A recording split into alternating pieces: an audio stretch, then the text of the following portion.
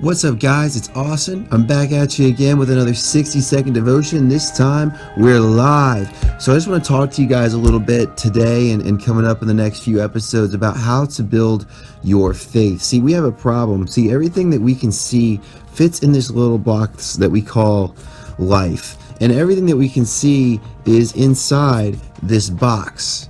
But there's a problem because God is outside that box of what we can see. We can't see God, so how do we have faith in something that we can't see? See, Hebrews 11:1 tells us that faith is the assurance of things hoped for, the conviction of things not seen. See, God's outside this box of what we can see. We will try to find him, but just by what we can sense, we'll never get there.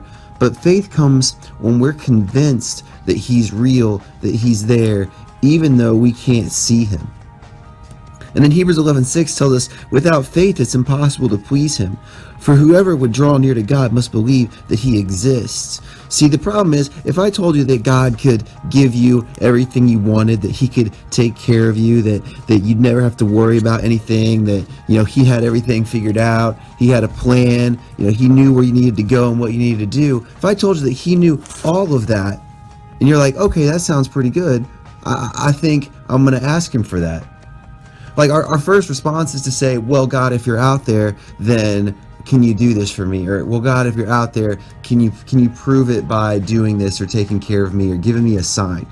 But what Hebrews tells us is that for that faith to be real, we've got to first be convinced that he exists. I'm going to write convinced there. There we go. Convinced that he exists, and then he'll do what he needs to do. Then he will prove himself to us. See, sometimes we get the order backwards, and that's going to be a problem.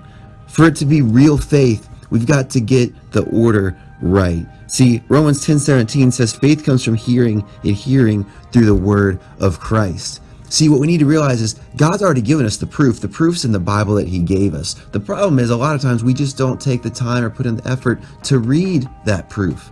And the Bible tells us that when we do, that's where our faith comes from. Our faith comes from reading the proof that's already there, and we're convinced of it.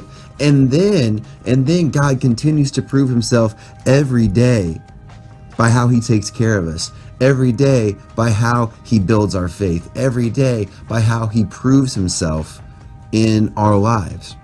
So my encouragement to you today is don't wait around for God to show you that he's real, for your faith to be real.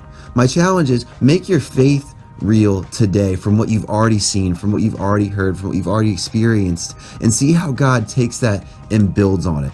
See how God takes that and makes it even more in your life. God loves you. I love you. I know this has been a little longer than 60 seconds, but this was super important today. Hope you guys have a great one. Hope this changes your perspective. Hope this changes your life today, guys. And just have an awesome one, and we'll see you later.